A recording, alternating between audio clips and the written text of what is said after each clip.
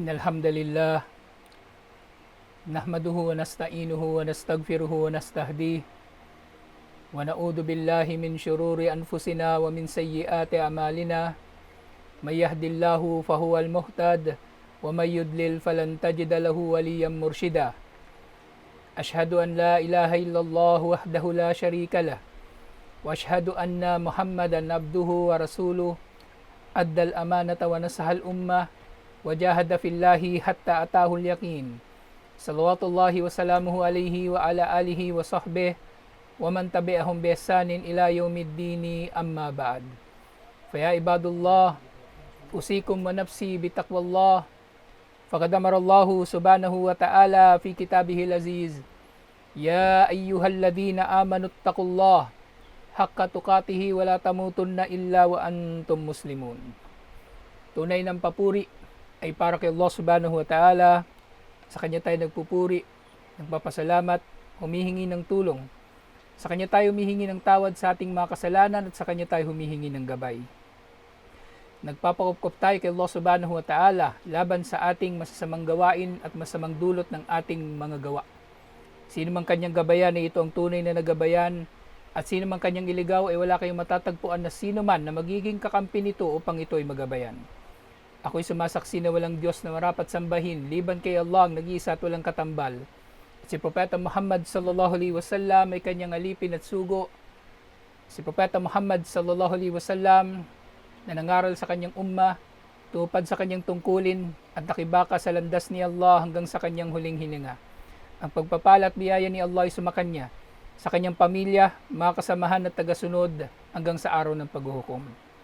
Mga kapatid sa pananampalatayang Islam, pinapayuhan ko kayo gayon din ng aking sarili na katakutan si Allah subhanahu wa ta'ala dahil sinabi niya sa Kanyang dakilang aklat, o mga nanampalataya, katakutan ninyo si Allah ng tunay na pagkatakot at huwag kayong mamamatay, liban na lamang na kayo ay mga Muslim. Mga kapatid sa pananampalatayang Islam, ang lahat ay naghahangad ng tagumpay sa mundong ito at sa kabilang buhay. At dito sa mundo pa lamang, umaayaw sa pagkatalo o pagkabigo ang mga tao. At isa sa mga kasing kahulugan ng salitang pagkatalo o pagkabigo, depende sa konteksto nito ay ang salitang pagkalugi. Pagkalugi o kasara o kusran sa wikang Arabic na pinakakilalang salita na hindi lamang ginagamit sa konteksto ng negosyo o anumang may kinalaman sa dunya, bagkus ay may kinalaman din sa kabilang buhay, lalong-lalo na. Salitang ginagamit sa konteksto rin ng kaligtasan mula sa impyerno at pagkaligaw mula sa matuwid na landas. Muna isa raming pinto maingay. Sa mga nababanggit sa Quran, mga kapatid sa pananampalatayang Islam, sa maraming mga beses na binanggit ito ni Allah subhanahu wa ta'ala, isa dito ay ang pagtukoy ni Satanas na ito ang kanyang pangunahing layunin sa mga tao. Ang sila ay madulot niya na malugi. Sinabi ni Satanas bilang babala niya, sinabi niya kay Allah, wala udillannahum, wala umanniyannahum, wala amurannahum. Tiyak na ililigaw ko sila at dudulutin ko na humaba ang kanilang pag-asa. Ibig sabihin sila ay maghahangad ng mabubuting bagay nang hindi naman nila ito pinagsusumikapan, lalong-lalo ng pagpasok sa paraiso. At gayon din tiyak na uutusan niya sila. Fayubattikauna adanal an'am wala amurannahum falyugayyirunna khalqallah. Dudulutin daw ni Satanas na ang mga tao ay uutusan niya na hiwain ang tenga ng kanilang mga pastuling hayop at uutusan niya sila na baguhin ang nilikha ni Allah. At yun nga mas masahol pa rito, وَمَنْ يَتَّخِذِ الشَّيْطَانَ وَلِيًّا مِنْ دُونِ اللَّهِ فَقَدْ خَسِرَ خُسْرَانًا مُبِينًا. Sino man ang kumuha kay Satanas bilang kakampi liban pa kay Allah, na sa halip ni si Allah ang kukunin natin bilang kakampi, kinuha ng tao si Satanas bilang kanyang kakampi, siya ay nalugi ng malinaw na pagkalugi. Nakatulad ng kung paanong inilarawan ni Allah si Satanas bilang aduwwum mubin. Nilinaw din ni Allah na si Satanas ay magdudulot ng kusranum mubin, malinaw na pagkalugi. Gayun din, sinabi ni Allah subhanahu wa ta'ala sa iba pang mga aya tungkol sa kasara o kusran na ito ang katangian ng mga hindi mananampalataya. Sinabi ni Allah, Kul liman ma fis samawati wal ard Kanino ba ang pagmamay-ari sa kalangitan at lupa? Itanong mo Muhammad sallallahu alaihi wasallam sa kanila. Qul lillah. At ano man ang kanilang isasagot, sabihin mo kay Allah ang lahat ng ito. Kataba ala nafsihi rahmah. Itinala ni Allah sa kanyang sarili ang habag. La yajma'annakum ila yawmil qiyamati la rayba fi. Tiyak na titipunin niya kayo sa araw ng paghuhukom na walang pagdududa rito. Alladina khasiru anfusahum fahum la yu'minun. At lalong-lalo na sa mga marapat na mababalaan sa pagtitipon na ito sa araw ng paghuhukom, yaong mga nilugi nila ang kanilang mga sarili dahil sila ay mga hindi nanampalataya. At sa parehong kahulugan sinabi ni Allah, alladina ataynahumul kitab, na tumutukoy naman sa mga mananampalataya na kabilang sa mga ahlul kitab, sila mga binigyan ni Allah ng kasulatan, ya'rifunahu kama ya'rifuna abna'ahum. Nakikilala nila si Propeta Muhammad sallallahu alaihi wasallam katulad na kung paano nilang nakikilala ang sarili nilang mga anak. Alladina khasiru anfusahum fahum la yu'minun. Nakikilala nila siya. Silang mga naglugi sa kanilang mga sarili sa pamagitan ng hindi paniniwala sa kanya, na sila nga ay mga hindi nananampalataya. Gayun din sinabi ni Allah, kad khasira alladina kaddabu bilika'illah. Nalugi ang mga nagpasinungaling sa pakikipagtagpo kay Allah, hatta idha ja'athumus sa'ah bagtatan qalu ya hasratana ala ma farratna fiha. Hanggang sa kapag dumating ng biglaan sa kanilang araw ng paghuhukom, sasabihin na lamang nila dahil sa pagkagulat at pagsisisi, sinasabi nila, kasawian sa amin dahil sa aming mga pagkukulang sa paghahanda sa araw na ito. Wahum yahmiluna awzarahum ala duhurihim, na sila sa araw na ito ay papasan ng kanilang mga pasanin sa kanilang mga likuran, ala sa'a ma yazirun. At napakabigat, napakatindi, napakasama ng pasanin na ito ng mga hindi mananampalataya dahil sa kanilang pagkalugi. Siyempre, ito rin ang sinabi ni Allah na mapapala ng mga hindi yumakap sa pananampalatayang Islam. Sinabi ni Allah, wa may yabtagi ghayra al-islami dinan falay yuqbala minhu wa huwa fil akhirati minal khasirin. Sino man ang maghangad ng iba pang relihiyon liban pa sa Islam, hindi ito tatanggapin mula sa kanya, at sa kabilang buhay, siya ay mapapabilang sa mga talunan. Mga talunan na siyang magiging pangkalahatang kalagayan ng mga nalugi. At ito na magkakasama ang mga kuffar, ang mga munafik, ang mga murtad, at iba't iba pang mga hindi mananampalataya.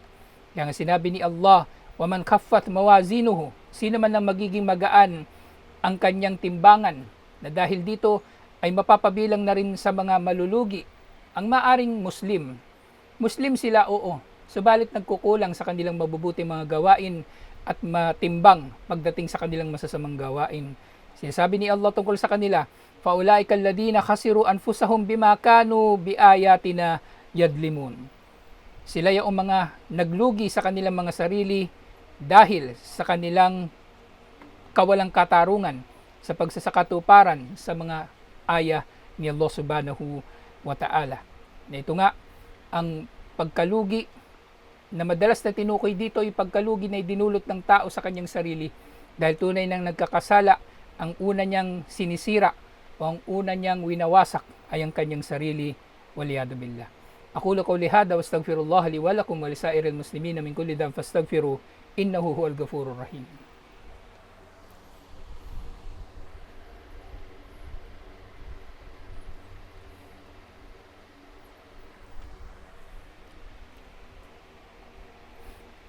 Alhamdulillahi wahda, wassalatu wassalamu ala man la nabiyya ba'da wa ba'd.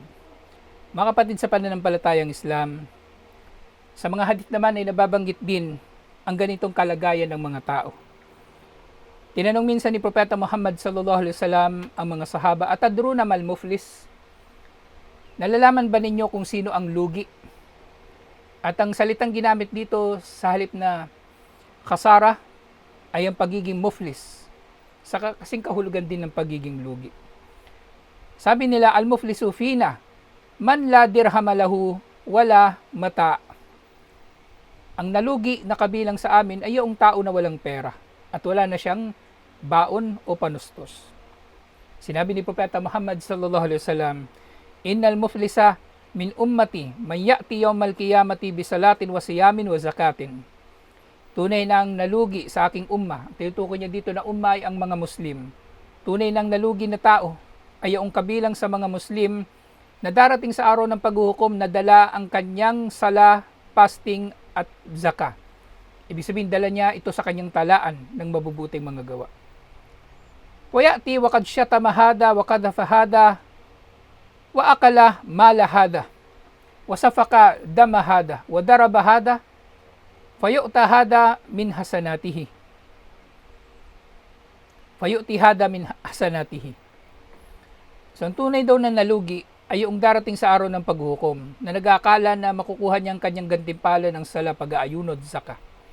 Subalit siya ay nag-alipusta, nagnakaw, pumatay, nanakit, at iba't iba pang mga pamiminsala sa kanyang kapwa, Muslim ano hindi Muslim, na dahil dito, ang kanyang gantimpala na sana ay mapapakinabangan niya ang kanyang hasana, ang mga hasana nito ay mapupunta doon sa kanyang pininsala.